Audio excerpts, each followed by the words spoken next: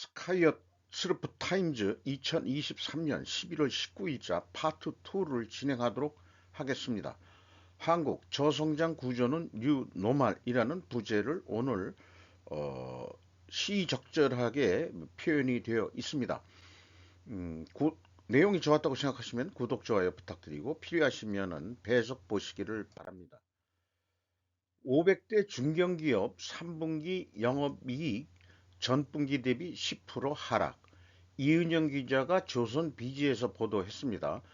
500대 중견기업 분기별 실적 추이에서 이 3분기에 매출은 이게 단위가 10억 원이니까 10억, 100억, 1000억, 57조 2921억 원으로 이 매출액이 되겠고요. 예, 2조 9240억. 500대 기업의 그 영업이익이 뭐 3조뿐이 안 된다 그러면은 그 코스닥 아니 코스피 쪽에서는 100 매도 아니 95조라고 그러는데 코스닥 시장은 아주 그 뭐 세발의 피같이 이렇게 느껴지게 되네요. 19일 기업 데이터 연구소 CEO 스코어가 국내 매출 상위 500개 중견기업 중 분기 보고서를 제출한 495곳의 실적을 분석한 결과가 그렇다. 그런데 그중에서 서비스 부분이 3분기 영업이익은 6,492억 원으로 전분기보다 3.4% 늘었고 식음료 부분은 9.8% 늘어난 1,923억 원의 영업이익을 냈다고 그렇게 소개하고 있습니다. 그러니까 서비스 부분하고 그 식음료 부분은 성장을 했는데 나머지 운송, 유통, 조선기계 설비, 건설 건자재, 정보기술, 전기, 전자, 자동차 부품 등은 영업이익이 감소했다. 그러니까 이 서비스 부분이 뭐 어디까지 해당하는 건지 잘 모르겠습니다만은 먹는 장사는 그 이익을 냈다 그런 얘기예요. 이런 그 뉴스를 보면서 느끼는 게 국민 소비자들이 먹고 마시는 것에 대해 소비를 줄이는 저항 운동을 해야 마땅하다. 저항 운동을 한다 하더라도 자연스럽게 실질 이 소비 지출할 수 있는 여력이 떨어지면은 적게 쓰게 될 거예요. 그래서 그 식음료 계통도 아마 좀 가격을 인하해야 되지 않을까 그렇게 생각을 합니다. 제조업 성장 없이 한국 경제는 성립할 수 없다.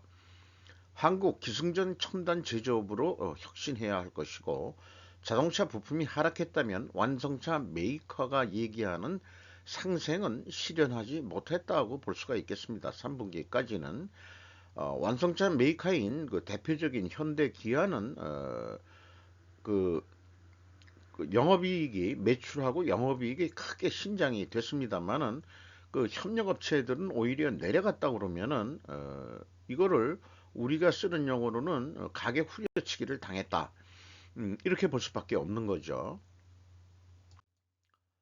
한국의 1.5조 돈 푸는 미국 기업들 투자 대상은 역시 이것 해가지고 박영덕 기자가 매일경제에서 보도했습니다. GM과 듀퐁, IMC, 에코랩 4개사가 국내 자동차 반도체 등에 투자한다. 제너럴 모터스, 두퐁 등 미국 기업 4곳이 아시아 태평양 경제협력체 에이펙 정상회의 참석을 위한 윤석열 대통령의 방미를 계기로 한국에 11억 6천만 달러 약 1조 5천원 규모의 투자를 결정했다라고 보도를 하고 있습니다. 산업통상자원부는 19일 GM, 두평, IMC, 에코랩 등 4개 미국 기업이 총 11억 6천만 달러 상당의 국내 투자를 신고했다고 밝혔다. 이들 기업이 투자하는 대상은 자동차, 반도체 등 첨단 산업 분야로 4개 기업의 개별 투자액은 따로 공개되지 않았다. 요것이 그 에이펙에 참석해가지고 별도로 바이든 대통령과 그 담소하는 장면을 대통령실에서 그 제공한 것으로 되어 있습니다. 이런 생각을 해봐요. 윤 정권이 들어오면서 한미일 동맹이 강화되고 있는데 미일만 GDP 성장하고 한국만 디플레이션이 된다면 과연 동맹의 의미는 무엇인가라고 질문할 수 있겠습니다. 바이든 정부가 들어와서 음, 인플레 저감법과 그다음에 이 칩스법 등등으로 미국 산업 보호를 위해 가지고 미국에 투자하라 해가지고 한국이 매우 많이 투자를 했는데 에, 중국에서는 중국에 투자한 미국 기업들이 중국에서 철수해가지고 한국에 투자해 주어야 하지 않겠냐. 뭐 지정학적 뭐 위기 뭐 이런 거로 해가지고 일본 쪽으로만 돈이 간다 그러면은 뭐하러 우리가 한미일 동맹을 해가지고 쫓아가겠냐 이거예요. 그러니까 동맹이란 것은 경제 정치적으로 동맹이 돼야 되지 정치적으로만 동맹이 되면 뭐하냐. 아니 먹고 살기 힘들고 허리띠 졸라 매면서 동맹해가지고 뭐 물론 미국이 뭐 한국 방위를 약속한다고 하지만은 그 약속이란 것은 일반 백성들이 등 따숩고 배불러야 그게 미국을 갖다가 엉아라고 칭해주지. 아니, 축구 배고픈데 무슨 미친놈의 그 미국 엉아냐 이거예요. 그거는 아니다. 그러니까 한국이 지금 저성장 구조 속으로 가는데 미국이 어느 정도 자기네들이 좀 됐다 그러면은 지금과 같이 투자를 좀 해줘야 되는 것은 이건 뭐 도덕적으로도 맞다. 그런 얘기가 되겠습니다. 그리고 투자할 때는 뭐 돈이 보이니까 또 투자를 하는 거겠죠. 그렇게 생각을 합니다. 기브 앤 테이크가 있어야 된다라고 보는 것은 마땅하겠습니다. 우리나라의 경영혁신 조직이 왜 없어졌는가? 회계 투명성 혁신부터 해야라고 저는 주장하는 바입니다. 뭐 어떤 대화 속에서 한 내용을 제가 좀 정리를 해본 거고요. 우리가 그 경영혁신 조직이라는 게 각 회사마다 뭐 유행처럼 있었는데 8, 90년대 전사나 ERP 등을 해야 될 때 경영혁신 부서로 좀 명칭을 칭해가지고 운영을 했었고 저도 일부 몸을 담아가지고 시스템 구축을 하는데 기여를 했었습니다. 그런데 이제 IMF는 일본에서 더 배울 것이 없다고 생각하게 우리가 됐죠. 그리고 일본식 경영이 IMF 이후로 없어지고 미국식 경영이 도입이 됐습니다. 그런데 대신 현재는 미국에서 뭐 경영혁신 이런 거보다는 그저 AI만 그 깃발을 날리고 있을 뿐이다. 현재 상황은 그런 것 같다. 그런 얘기예요. 그러나 산업 현장에서 쓰는 AI는 부분 최적에 적용할 뿐이지 경제 전반적인 거에 대해서는 또 경영 전반적인 거에 대해서는 AI의 활용도는 지금 뭐 어떤 제한적이다 이런 얘기가 되겠습니다. 일본이 경제 발전할 때 일본 설비 투자를 언제 했는가? 반도체는 설비 수명이 짧다. 반도체는 지속적인 설비 투자를 해야 된다. 플라자 합의 이후 일본은 거기에 그 플라자 합의에도 반도체 그 협상이 있었어요. 그래서 투자할 여건이 그 일본 경제가 안 됐기 때문에 그때부터 사그러들고 한국하고 대만이 부각이 나타나게 됐던 건데 산업을 늦게 한 국가일수록 설비를 새 곳으로 수준이 높다 이거예요. 그러니까 일본은 지금도 기능공이라든지 손으로 하는 작업에 어떤 예술적인 장인 정신이 살아있는데 우리나라가 일본보다는 한 20년 후나 뒤져가지고 산업화를 했으니까 선반 하나를 얘기를 들더라도 옛날에 다 수동으로 깎는 거로 이제 일본은 그렇게 경제 발전을 했는데 우리는 그 NC 선반이라는 거로 했다가 더 발전해서 컴퓨터로 그 CNC 선반이라는 거로 쭉 발전을 해왔죠. 그런데 중국은 우리보다 늦게 시작을 했으니까 아예 늦게 시작할 때 아예 처음부터 CNC 선반으로 하니까 사람의 그 기능적인 역할이 그렇게 필요 없었다 이거예요. 그러니까 이 싼 인건비로 중국에 간다는 것은 어불성설이었다. 잘못된 판단이었다는 것이죠. 그래서 한국, 일본보다 상대적으로 최신 설비를 했었고 중국은 더 그 최신 설비를 했기 때문에 인간을 대체해 준 것이 더 많았다라고 볼 수 있습니다. 그래서 중국의 경제 발전은 대도시하고 공업 지역만 그 경제 발전이 됐지 농촌은 아직도 낙후된 그리고 리거창 전 총리가 얘기했듯이 연간 월 수입이 뭐 뭐 14 뭐 위안인가 해가지고 아니, 우리나라 돈으로 한 14만 원뿐이 정도 안 된다 이렇게 얘기를 하고 있습니다. 대단 6억 이상의 국민들이 빈곤층으로 낙후돼 있다 이렇게 얘기를 했었죠. 그래서 한중 관계와 그 일중 관계는 이 역사적인 관계가 전혀 다르다. 상징적으로 일본이 난징 학살 때 국민당이 당할 것일 뿐 공산당 입장에서는 덕분에 지들은 그 국민당한테 안 밀리게 해준 게 오히려 일본이었다고 해가지고 지금도 은글짝 그 대화들을 잘 하고 있어요. 그리고 프라자 합의 때 이제 일본이 그때부터 잃어버린 30년이 됐는데 독일도 사실 대상이었는데 사실 뭐 눈에 좀 안 띄었다 이거죠. 독일은 상대적으로 관심을 더 갖지 않았었는데 어, 왜 그러냐 그러면은 이제 그 동서독이 통일이 되면서 이 통일 비용에 너무 많은 돈을 써가지고 유럽의 병자가 됐다는 그런 시기였기 때문에 미국은 별로 신경을 안 썼었다.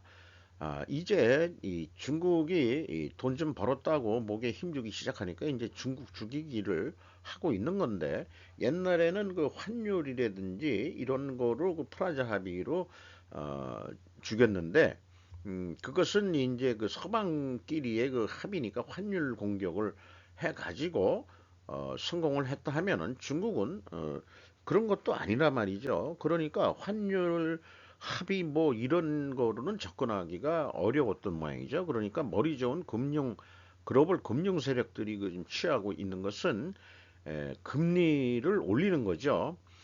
그래서 금리를 올리면은 미국도 내상을 입습니다. 그러나 중국은 내상이 아니고 온몸이 망가지게 되어 있습니다.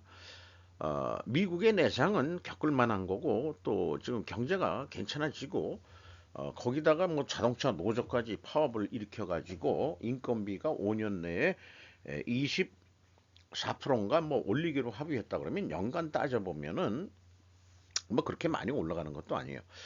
결론은 뭐냐? 혁신을 해야 되는 게 우리나라 같은 경우가 필요한 건데 한국처럼 조건이 나빠야 아둥바둥 혁신을 생각하게 된다. 그러니까 뭔가 우리가 지금 절박한 상황을 느껴줘야만 된다 이런 얘기예요. 지금 3분기까지 그 코스닥 그 500대 중견기업 뭐 코스닥이든 코스피든 지금 그렇게 상황이 안 좋고 우리나라 경제가 지금 디프레이션 국면으로 지금 뭐 슬슬 터널 속으로 지금 들어갔는데 이것을 터널을 빨리 빠져나가기 위해서는 뭔가 그 혁신을 해야 된다 이런 얘기인데 저야 뭐 어떤 일개 시민으로서 어떤 의견이 있겠습니까? 정책가도 아니고 뭐 엘리트층에 들어갈 수도 없고 그러나 제가 주장하는 것은 어떠한 혁신을 하더라도 제가 얘기하는 거는 회계 투명성 혁신부터 해라. 제 요구사항은 그것입니다. 슬법 분석을 하면서도 이것은 계속 강조하고자 합니다. 네이버 TV를 통해서 목로 동심 파괴라는 제목하에 한민족 멸종 프로젝트라는 이런 거를 뭐 어그로를 한다 그렇게 표현하기도 하고 관심을 끌기 위해서도 그런 식으로 표현하는 모양인데 한민족 멸종 프로젝트는 다른 말로 얘기하면은 한국 다민족 프로젝트다. 이렇게 이제 고쳐 해석하면은 맞을 것 같습니다. 그래서 현재 우리나라의 상황을 그 도시 집중화, 인구 감소 이런 것들을 하고 그 다음에 이제 출산율 떨어지는 것은 집값이 비싸다. 이건 제가 얘기하는 논리하고 거의 인식을 같이 하고 있습니다. 영끌 비트로 소비도 못하고 있다. 그 이자 갚아나가고 집 사가지고 그걸 내니까. 그런데 어느 세월에 애 새끼들을 낳았냐 이런 얘기죠. 외식 물가 상승으로 소비 지출 감소하고 또 그런 것은 우리만이 아니고 이제 전 세계적인 추세다. 그런 얘기고 그다음에 중국도 자급자족 한계에 다다랐다. 베트남과 태국도 수입국으로 전환되었다. 농업에 대해서 그렇단 얘기예요. 근데 식량 시장을 미국이 가져가고 있다. 자, 그 농업이 미국에서 차지하는 부분은 2%뿐이 안 되는데 그 넓은 그 대지에서 기계 농업을 해가지고 그러니까 그 좁은 땅덩어리 내에서 뭐 할 수 있는 데는 우리나라는 호남 평야뿐이 없습니다. 비행기로 씨 뿌리고 뭐 비료주고 할 수 있는 데는 그 한계가 있는데 미국은 싼 가격에 중국도 식량을 수입하고 베트남도 2모작이나 3모작까지 가능한데도 힘들어서 못 해먹겠다. 편하게 살겠다. 이런 게 되다 보니까 베트남도 식량 부족으로 수입을 하는데 또 물론 수출도 한다고 합니다. 그런 얘기도 있습니다만은 밀고 땡기고 인도하고의 그 관계 뭐 이런 그 식량에서는 동남아 사이에서도 그 식량의 수출 수입은 또한 이루어지고 있는데 여기에 이제 또 미국이 숟가락을 얹기 시작했다 이런 얘기가 되겠습니다. 우리가 그 캘리포니아 쌀 그거를 수입을 하는 경우도 있는데 미국 애들은 먹지도 않으면서 캘리포니아에 쌀 농사 져가지고 우리나라 한인들이 그 이주했을 때 쌀 농사를 졌었어요. 일제시대 때. 그래서 돈 좀 벌어가지고 항공대까지 만들어서 훈련도 시키고 했다는 그런 게 됐는데 지금은 뭐 한인이 운영하는 그 쌀 농장은 없어진 것 같고 미국인들이 다 차지한 것 같은데 어쨌든 미국은 이것저것 다 수출을 합니다. 미국이야말로 자급자족 할 수 있는 국가고 딴 나라는 어떤지 몰라도 그 국제 교류가 없다 그래도 미국은 스스로 자급자족하면서 유유자적하게 살 수 있는 얘기가 되겠어요. 어, 그리고 우크라이나 농업 미국 기업이 장악할 것이라고 예측을 하고 있고요. 미국 지하수 고갈은 세일가스 생산 때문이라고 또 언급도 했고 기후변화가 있긴 있는데 오고 있는 것도 맞는데 과거에도 또 있었다. 그리고 시베리아 기후 좋아지고 있다. 그래서 동토가 그 녹으면서 늪지대나 습지가 돼가지고 그거 개발하기도 어렵고 그렇게 해서 또 이 미국 그 언론이나 이런 데서는 동토가 녹으면은 그 이 나쁜 바이러스가 이게 다시 나올 수 있다. 뭐 이렇게 이제 협박 전술로 하는데 그, 그 동토 사람이 잘 안 사는 여기 시베리아 그쪽을 선점하기 위한 그런 것도 있지 않겠냐. 그런 생각이 있어요. 도시와 에너지가 증가한다. 탄소 배출 기준 뭐 되고 있고 그리고 전기가 많이 그 전환되었다. 전기 사용량 이런 것들도 그꽤 상당하다. 이렇게 되겠죠. 그래서 탄소 배출 뭐 이런 걸 강화를 하면은 결론은 원자력으로 가야 된다 하는 쪽으로 그 하고 있습니다.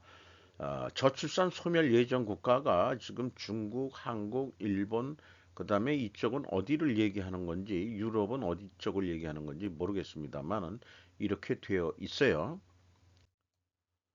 그런데 탄소 배출권은 부익부 빈익빈을 만든다. 사다리 걷어차기 같은 거 아니냐 이렇게 얘기하고 있습니다. 미래 원자력 발전소가 중요하다. 원자력 발전소만한 발전소는 한계가 있다. 그러니까 화력 발전은 한계가 있다. 원자력 발전이 미래에 나가야 될 거다. 그리고 4차 산업을 한다면 전기 에너지 이런 것들이 꽤 많이 들어가기 때문에 그 전기 수요를 어떻게 감당할 거냐. 이것은 결국 원자력 외에는 대안이 없다. 이렇게 얘기를 하고 있고요. 전기 요금이 요즘에 또 인상이 되니까 그 데이터 센터를 가진 IT 업체들도 한숨을 쉬고 데이터 엑소더스 우려까지 있다. 이렇게 되면은 곤란하죠. 전 세계 인구 감소 추세는 어차피 맞는 거다. 그리고 일본 같은 경우에는 이 작가의 알바생마저 사라질 판 아우성, 일, 충격 전망 이런 것도 소개를 했고 그런데 이것이 남의 나라가 아닌 바로 우리 한국의 문제다 해서 일본이 2018년부터 인구 감소가 이제 그 시작이 됐다는 걸 얘기하고요. 인력난으로 해서 아이고 이게 또 콧물 기침 감기가 또 오나. 잠깐 2022년에는 그 인력난으로 도산한 업체가 140건이 있었는데 상반기 중에 벌써 110건이 인력난으로 도산을 했다. 그래서 일본도 그저 이민을 많이 받아들이려고 노력을 하고 있고요. 그렇다는 얘기입니다. 노년 인구가 요거 파란 색깔이고 전체 인구고, 그리고 이제 그 나이 어린 인구, 이렇게 되어 있습니다. 이 중간이 이제 생산 가능 연령대인데, 이것도 계속 줄어들고 있죠. 그러니까 산업 발전시켜도 인력이 없어서 더 못하겠다. 뭐 그런 입장으로 소개를 하고 있습니다.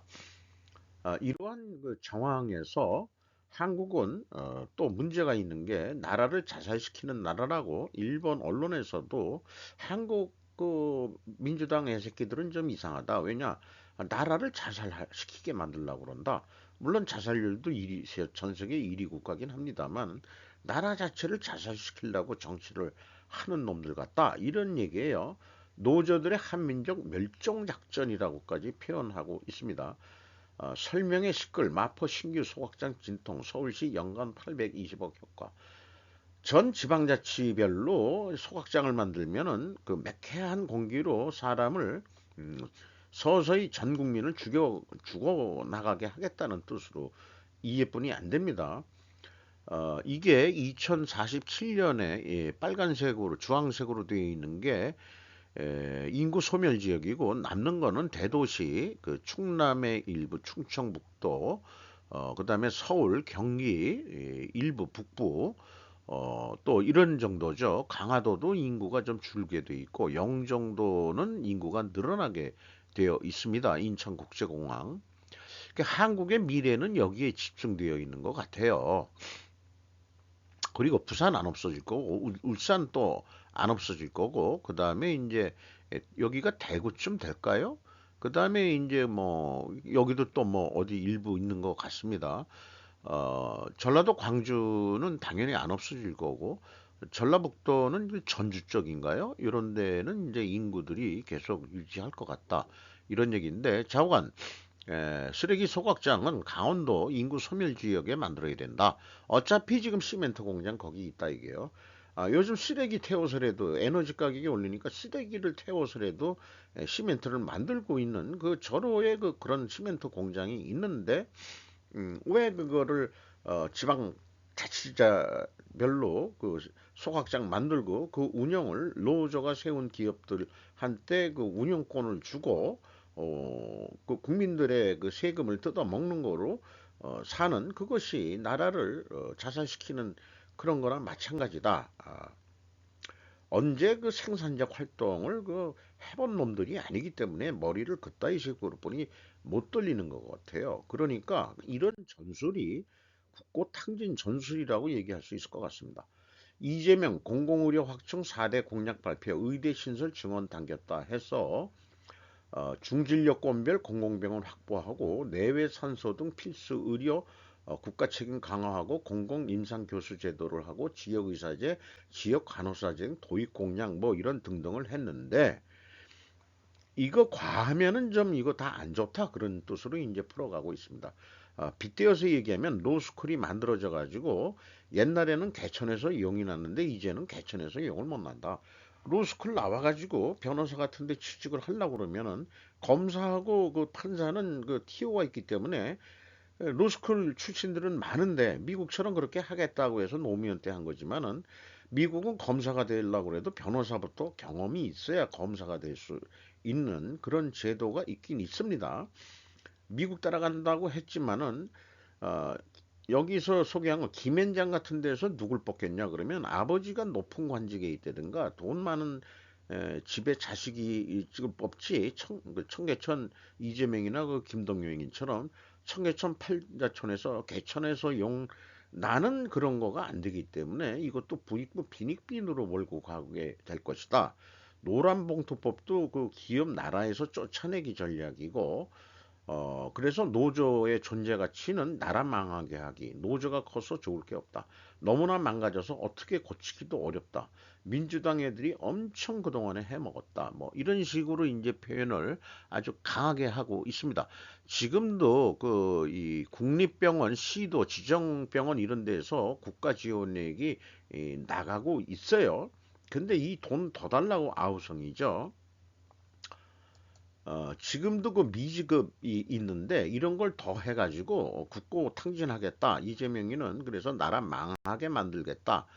이런 식으로 해석을 하고 있습니다. 북한 통일전선 전략을 누가 하냐? 대남국장 활동하는 민주당이 북한 통일전선 전략하고 똑같다. 이렇게 얘기하고 있습니다. 거기다가 마약 증가율과 청령 증가, 실업률 증가와 추세가 같다. 또 우리나라 북한산 마약이 들어오고 있다. 이 마약 파트 1에서도 얘기했지만은 북한산 마약 그 루트, 그 카르텔, 버닝썬 사건 이런 것들이 제대로 밝혀지지 않고 넘어간 게 문재인 정권 때 매우 문제라고 할 수 있겠습니다. 비명계가 국민의힘으로 옮겨갈 수도 있다는 것을 예측하고 있고요. 마약 수사 특활비 없앤 민주당, 보이스피싱 금융범죄 특활비도 없애겠다. 자, 왜 이러냐? 그러면은 마약하고 뭐 이런 거를 그 수사를 하겠다고 그랬더니 특활비도 그냥 무조건 깎았다. 그런데 문정부 때도 특활비 이런 것들은 상세 내역 공개 안 했는데 그 내역서 제출 안 했다고 무조건 삭감하는 그 거대 야당의 횡포가 있다. 그런 얘기고 경찰 특활비도 50% 일괄 삭감을 했다. 지들이 할 때에는 막 돈을 써놓고 지금에 와서는 돈 못 쓰게 하고 자, 1, 20대 마약류 사범 그 증가 추세고요. 그다음에 그 마약 사범 1만 명대가 10대, 20대 빠르게 늘고 있다. 이런 그 통계표를 제시를 하고 있습니다. 그래서 지금 현재 노전한 민주당 애들이 하는 거를 보면은 한국 자살 국가로 만드는 그런 상황을 만드는 건데 인구 증가를 원천 봉쇄한다. 쓰레기 소각장 뭐 이런 것도 그렇고 도시 뭐 저출산 고령화로 인구 소멸시키고 가계부채 늘게 만들고 은행 부실하게 만들고 제조 산업 발전 정지시키고 해외로 나가게 만든다. 그러면 그렇게 된 나라를 누가 점령하냐? 북한 김일성이 김정은이한테 갖다 바친다. 이런 쪽으로 해석이 나와버리는 거죠. 에너지 가격 인상으로 4차 산업개발 문제 발생 뭐 이런 식으로 우리나라의 현재 여러 가지 바람직하지 않는 문제들을 이렇게 그 나열을 했습니다. 이민청 잡아라 지자체 유치경쟁 복효과 뉴스토마토 박한솔 기자가 보도를 했는데 인천, 김포 등 지자체 이민청 유치 전쟁 외국인 등록 최다 안산 유치 의사를 밝혔다. 저출산 고령화 등으로 인구 감소가 급격히 진행되면서 지방 소멸 위기론이 나오고 있다. 정부는 외국인 유입을 대안으로 꼽고 있으며 이민청 설치를 추진 중인데 전국 지자체들이 벌써부터 유치 경쟁에 나섰다. 16일 김포시와 안산시 등에 따르면 이민청 유치를 희망해 추진 의사를 밝힌 지자체는 점점 늘고 있는 추세라 이렇게 소개를 하고 있습니다. 외국인 주민학대 대한 이민청이다. 김포시 한동훈 장관의 유치 의사 전달을 했다. 아, 요거 좀 오탄데요. 제 생각에는 뒤에 내용을 봐서는 이민청이 전북으로 가야 되지 않겠냐. 새만금 지역에 그렇게 생각이 들어가네요.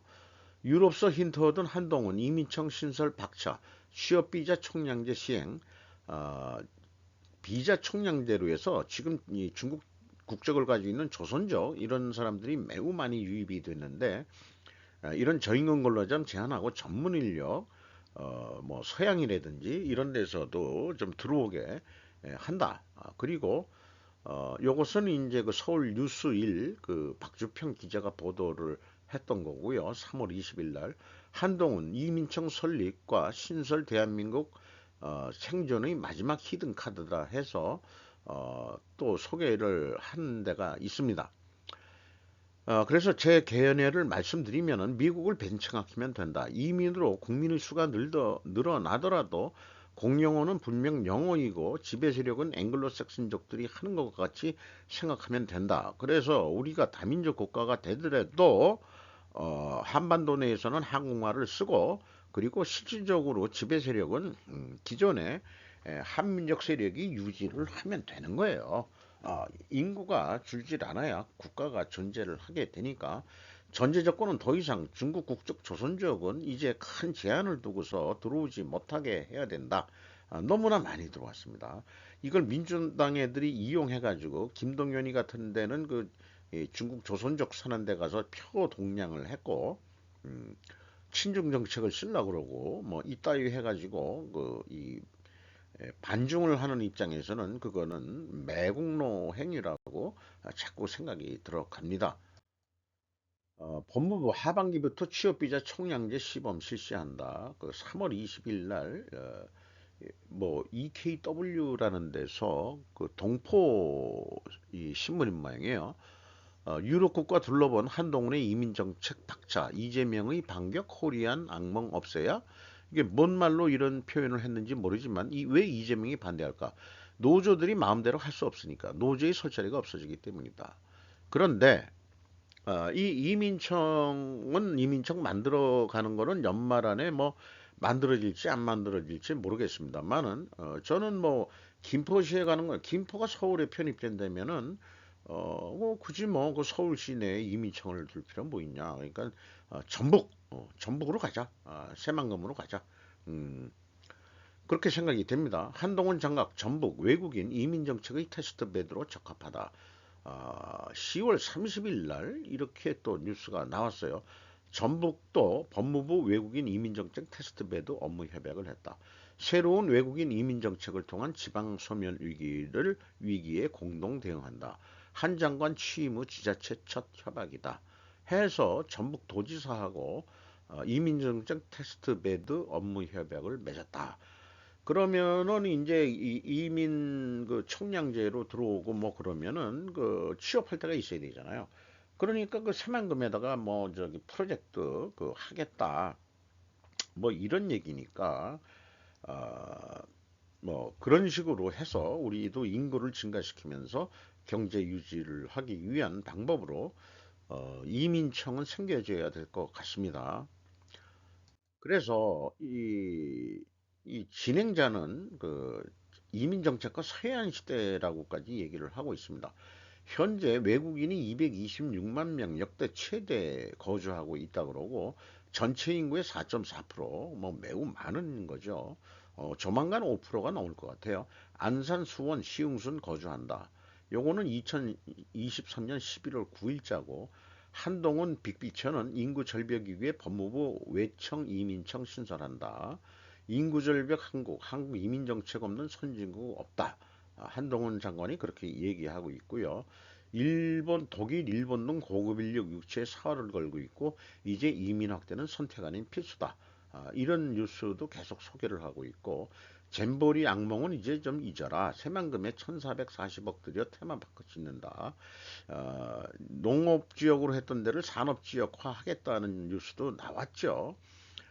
새만금을 그 도로 이 인프라 시설도 매우 또 좀 발전시키면서 거기에 에, 그 조수 간만의 차이가 심한 게 서해인데 새만금은 그렇게 이 방파제를 이용해 가지고 그렇게 전았기 때문에 수심이 깊은 쪽으로 배들이 들락날락할 수 있을 거라고 생각이 됩니다. 그래서 땅을 매립해서 조수간만의 차가 없는 곳까지 만들어서 항구를 만들고 공항도 만들 것이다.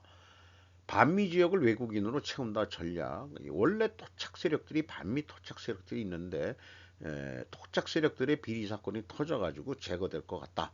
외국 자본이 들어오는데 국민연금 위탁 운영사 브렉스톤이 전주의 연락사무소까지 들어온다. 이런 것까지 소개를 하고 있습니다. 그리고 한동훈 뒤에 골드만삭스가 있다고 보여진다라고 소개를 하고 있습니다. 전라도 지역이 외국화 될 것이다라고 예측하고 있어요. 조선족 이용해서 선거에 써먹었던 민주당 이제 들어오는 외국인들은 조선족이 아닐 것이다 라고 말을 하고 있습니다. 그래서 산전벽해의 기분이 있다. 그래서 우리나라는 이제 앞서도 언급했지만은 미국을 벤치마킹해서 다민족 역사관으로 우리의 이 사관을 정립해야 되고 한국 내에서는 무조건 한국말을 쓰게 만들고 교육도 시키고 그리고 국익에 반하는 행위일 때는 영주권을 박탈하고 쫓아낼 수 있다. 이런 것까지 교육을 시켜야 된다. 이런 얘기겠어요. 잠깐 아까 언급을 한 것 같은데 북극의 영구 동토층은 천년이 되었습니다. 해빙되면서 과학자들은 그것이 무엇을 방출시킬지 걱정합니다. 톰 벤넌, 브룩, 그다음에 US 투데이에서 보도를 했는데 지금 그 기후 변화 때문에 그 동토층이 녹고 있는데 저는 이게 기후 온난화가 인간 때문에서 생기는 게 아니고 그냥 지구 역사에 의해서 지금 그 세미 그 이 빙하기가 지금 풀리고 있다 이렇게 봐지는 거예요. 그래서 시베리아가 지금 녹고 있다 그러면은 다시 온대 지역이 될 수 있다 이렇게 저는 생각을 합니다. 그래서 미생물들이 뭐 온도가 따뜻하면 또 미생물들이 나오긴 나오겠죠. 그리고 또 뭐 또 나쁜 병도 들려면 들 수 있겠지만은 그런 고대사나 이런 거를 쭉 봤을 때 왜 그 이 중국 그때는 이제 세계사의 주도가 그 중국 중심이었다고 한다면은 왜 그 북쪽에 있는 그 유목민족들이 남하를 해가지고 중국하고 그렇게 흉노하고 한나라의 전쟁이 아주 대표적인 건데요. 왜 내려왔겠냐? 추워지니까, 어니까, 유목하기도 어렵고, 그러니까 남쪽으로 내려오니까 중국하고 붙어가지고 이제 싸움이 됐는데, 그걸 막으려고 세상에 만리장성까지 싼 거 아니냐, 이런 얘기예요. 그게 우주에서도 만리장성이 눈으로 보이는 게 만리장성이라고 그러는데,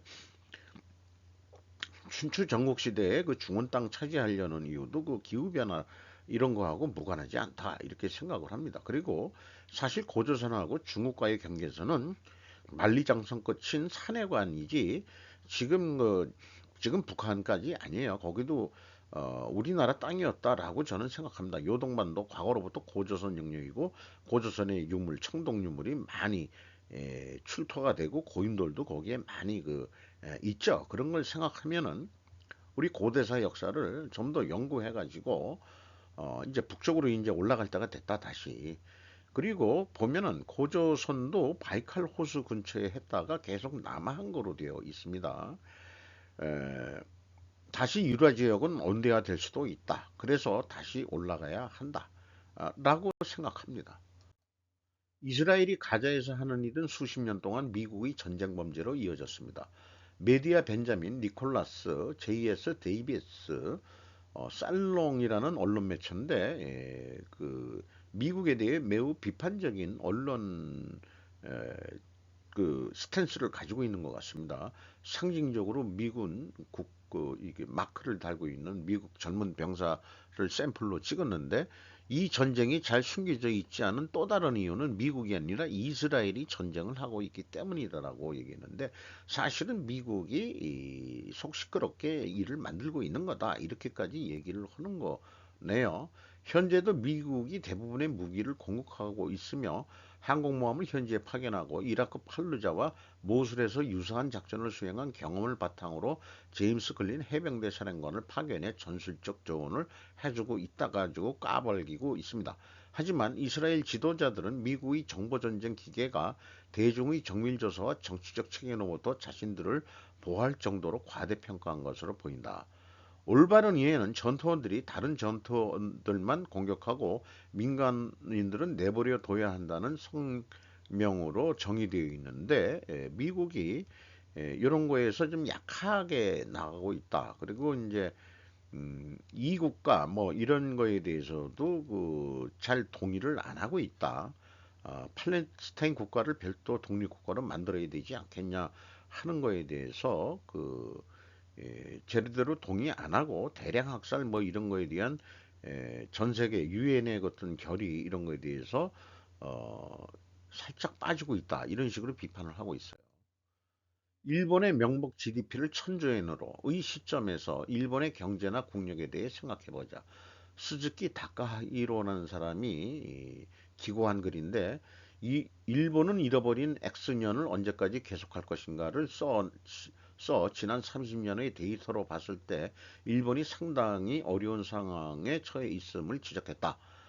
레이 클라인이 고안한 클라인 방정식은 국력이란 게 기본 지표가 인구 더하기 영토에다가 경제력 더하고 군사력 더하고 거기다가 곱하기 군사력은 전략 목적 더하기 국가 의사 이런 거로 유명했는데 이 사람이 약간 좀 개선을 시킨 게 소개를 하고 있는데 그건 생략하겠습니다. US 뉴 앤드 월드 리포터가 발표한 세계 최고 국가 순위에서 여러 가지로 해서 일본이 많이 밀렸다. 그래서 이대로 가다가는 2023년에 한국에 밀리고 나면은 중진국 수준뿐이 안 된다. 그런데 선진국이 되면은 경제 성장률이 2%만 돼도 괜찮은 거라고 얘기를 하고 있어요.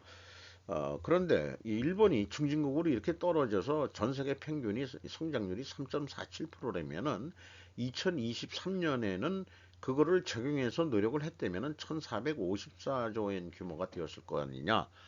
이런 얘기를 하면서 천조행도 우리는 불가능한 건 아니다. 이렇게 얘기하고 있는 것 같습니다.